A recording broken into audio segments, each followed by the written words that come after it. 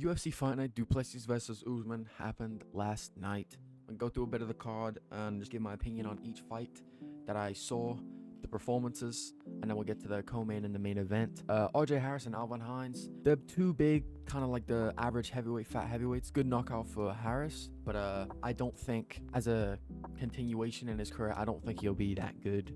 Alvin Hines, he was known as a durable guy, but at heavyweight, no one's really that durable. It's a game of I hit you first and I hit you clean, you're done kind of game. Next, Alden Correa versus Stuart Nickel. This was a terrible fight, in my opinion. I have high standards in terms of who's good. I don't think Alden Correa is that good of a fighter. He should have finished Stuart Nickel. If there was a better fighter in there, I think Stuart Nickel would have been TKO'd in the first round. Alden Correa has the fundamentals on the feet. His technique is fine, but he just needs a bit of that IQ and maybe a bit of that. His coaches were telling him, wake the fuck up. Even though he was winning the fight, they were telling him, you shouldn't be competing with this guy in a decision. This should be a finish. This should be an easy fight. But yeah, bad performance in my opinion, but he has potential. I didn't really see much of this fight, to be honest, so I can't really say much. From what I did see is Elliott was the grappler or the wrestler, and they were saying Damian Anderson is also a grappler. So I think Elliott out-grappled a grappler. In terms of that, that's good. That's a good achievement, but I didn't see enough about that fight to say. Levi Rodriguez and Felipe Franco. Levi Rodriguez, for people who don't know, he was on steroids in his Contender Series fight. He popped and still got the contract. This shows, and this should show people, that the UFC does not care if you're on steroids. The UFC will still let you fight in their company or their organization, whatever you want to call it. If they know you're on steroids, they'll still do it. They moved a location for John Jones so he could fight.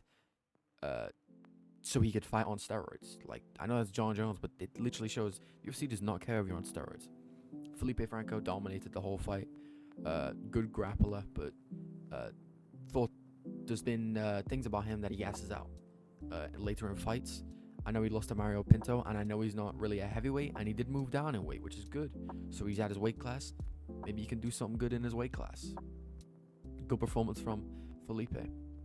Jean Paul Labozliani versus Co. is what I'm gonna say. I don't remember how people pronounce that name. This fight was a bit of like a. Jean Paul looked fine. He looked how he regularly looks. He definitely isn't a bum, but he isn't. He's a KO. The guy that he fought, Co, was a really hard matchup for him because he can strike. He's got that kind of Conor-esque, the way he stands kind of thing. He throws a nice left hand. He's a difficult guy to fight, and he can also grapple really well. So for Jean Paul to have this competitive fight is impressive, especially based on the way they strike and the way the grappling was going. Jean Paul, every time we get a takedown or a submission attempt, it wouldn't even get to a point where it's I think one of the submission attempts got to a point where it's you could finish this, and he would take him down, and Co would just get right back up. So we pretty much outstruck the guy. I think he wouldn't have. I think it was 1-1 going into the third, and he stole the third round at the end of it by throwing a bunch of punches and whatnot. But if Co knew what a body punch was, I think he would have finished this fight.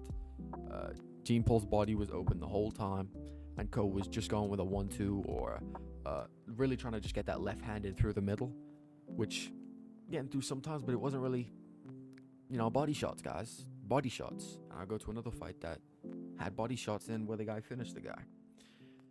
Austin Bashi versus Jose Miguel Delgado. I thought this was another one of them fights where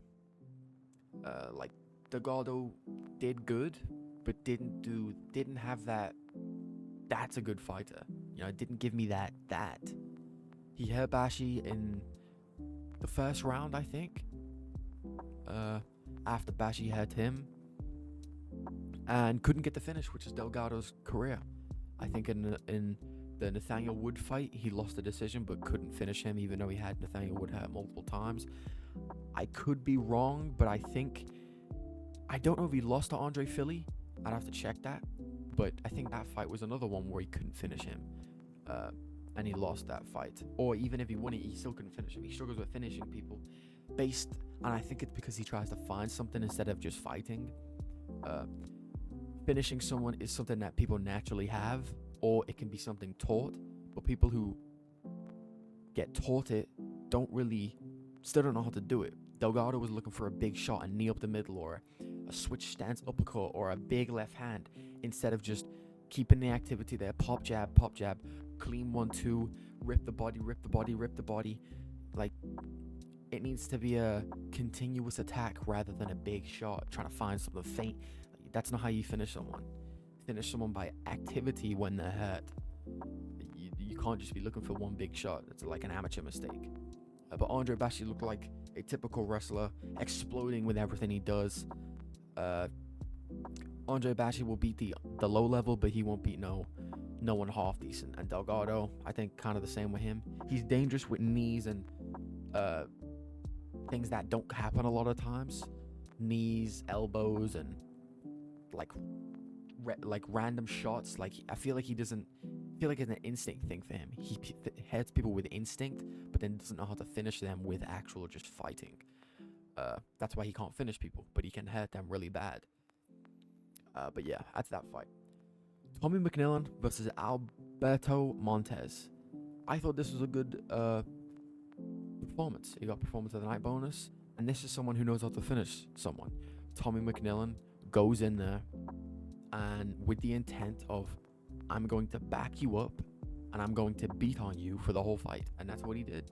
He got hurt maybe 2-3 times, but he recovered and he went after it again and again and again. He hit really hard, and the guy he fought was tough as shit. Like, Montez is super tough. He was hurt multiple times on multiple occasions, and he stuck in there until that body, he cooked the body. Then body shots started adding up, and he was taking them body shots too. But eventually, I think it was just one of them that it was like a Justin Gaethje moment against Ilya, where he took one, he went down, but then shot and survived a bit, and then got up again, and then he just couldn't take it. It becomes a point where your toughness isn't enough. Your body will eventually just fold, and you can't take anymore. But Tommy McMillan, he can fix a few things up defensively, and the way he opens up, maybe be a bit more sharper with his punches sometimes. And he's a combination guy, and he kind of tries to, with certain stuff, he tries to make his combinations longer than maybe they need to be, and opens himself up at times. But he's a good fighter. He's definitely one of them guys to look out for, and he has the personality to be a superstar in the sport. Good performance from him. I didn't really see much of this fight. I guess people can guess why, but I think it was just Fatima Klein could just out-grapple because she's a grappler. Tabitha Ritchie isn't that good. People just like her because she, fucking gooners, dude. But yeah, I think Fatima Klein, good grappler. She'll probably be at the top someday. Yeah, not much to really talk about in that fight. Chase Hooper versus Mitch Ramirez.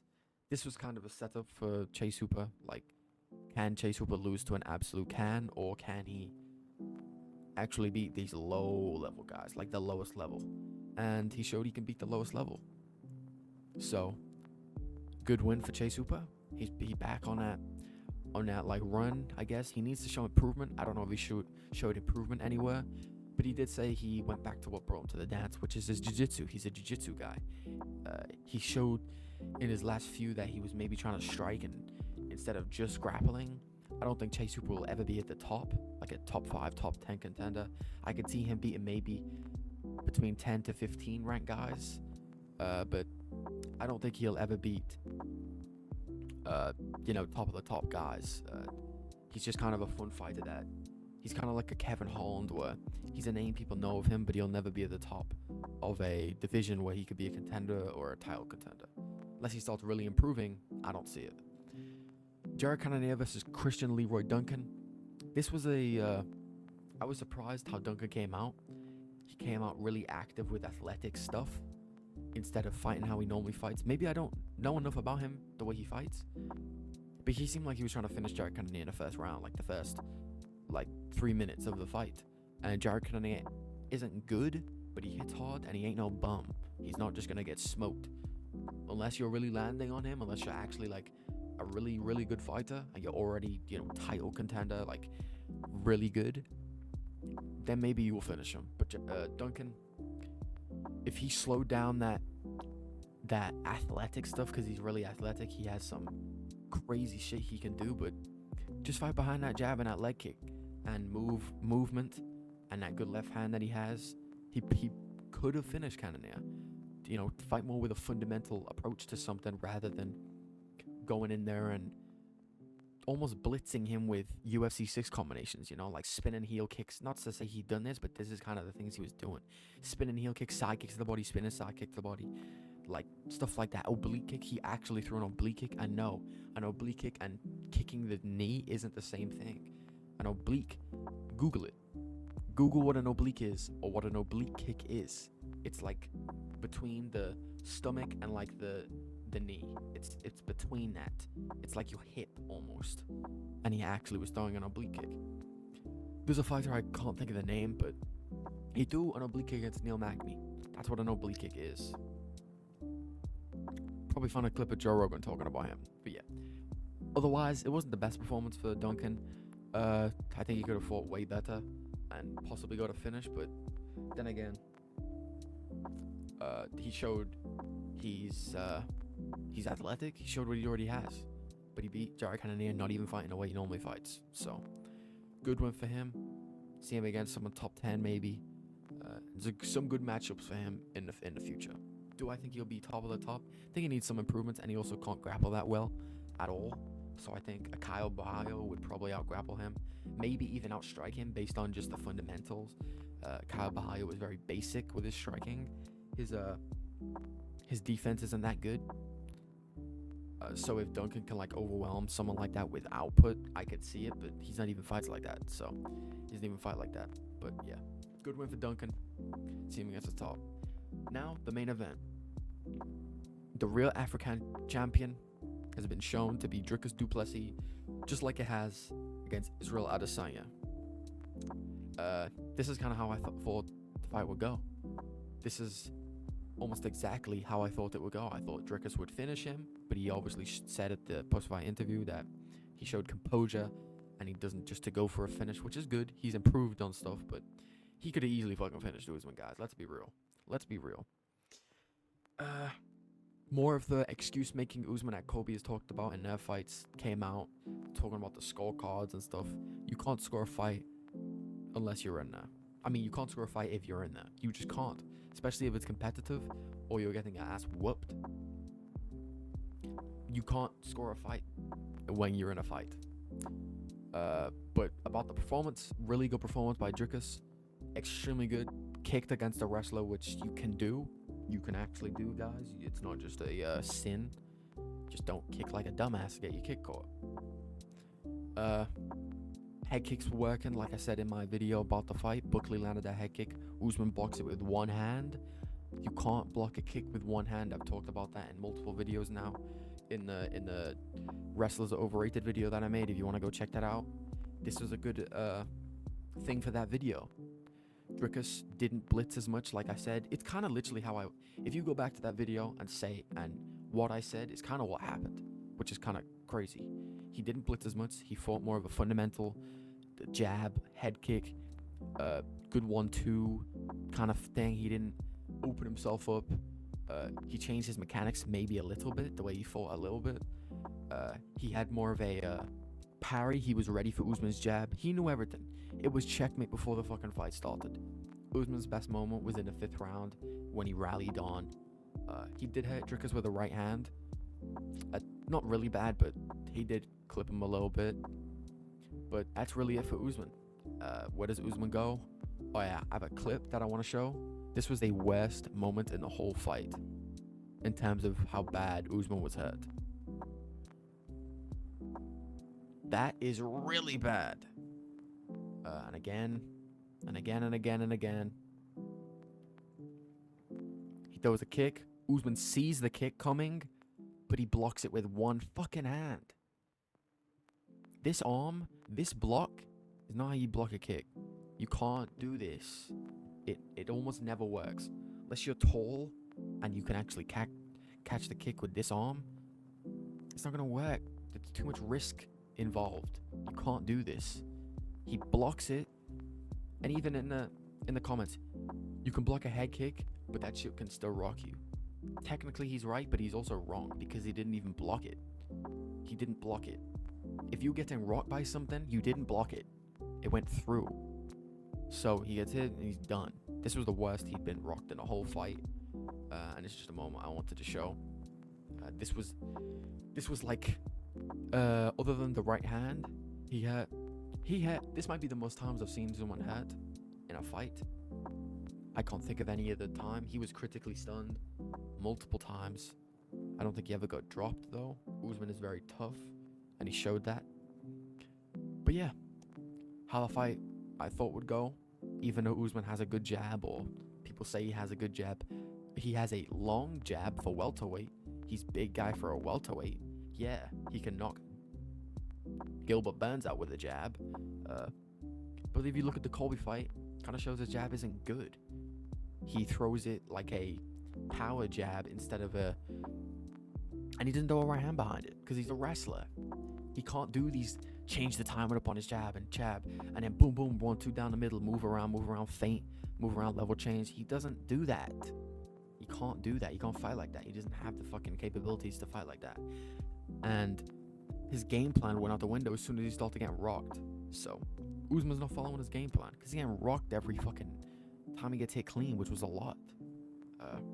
Yeah, that's how the fight I thought would go. I guess there's not really much else to say about this card. Overall, it was a good card. The key fighters on the card were Dricus had a good performance. Tommy McNillan, he's a guy to look out for, and maybe Jean Paul. Yeah, maybe Jean Paul. I didn't see the first fight, so I don't know if she did good or not. She's first round submission, so I'm guessing she did good. I was doing something, so we'll find out. We'll find out if any of these guys on the card, like Tommy McNillan, maybe Jean Paul, maybe even Ko, because Ko isn't bad. He just has a this was a really close fight. Like, this could have went either way. This was super close. These two guys, I think, are future guys who could fight maybe outside the rankings. I think now Jean Paul is like top 20. I think there's like a top 20 fight. Could be wrong, but that's the level I saw of these guys being around top 20. Yeah, top 20, top 30. I think Jean Paul, he could do good things. He just needs a bit of improvement. He needs to improve his takedowns a bit, I think. Improve that control, that top control, because he is a grappler. He is a wrestler after all. He's not a striker. So I think improve that, he could improve both a bit. Maybe fight, maybe not improve, but fight a different way on the feet, to where it's more of a grappling-esque type of way. And maybe his conditioning isn't bad, but it stopped him from moments where he would want to do more. It stopped him from doing more because he would throw a 4-punch combination, which was nice, but then after that 4-punch combination is where he could really capitalize on that combination. So he would throw something, maybe land 1 grazing or 2 clean, and then he would be in a position where it's like, I can get him now, and he would kind of back off and take a breather. So maybe find a different way, more effective way, energy-wise, to get people in that position, and then maybe shoot or land a combination, then shoot, things like that. But Tommy McNeil, Jean Paul, and Felipe Franco were the main guys. Maybe Delgado, but we have kind of seen Delgado at a good level to where it's like, and he hasn't showed improvement since then. But yeah, good card overall. And I just want to talk about this for a little bit, and that's it.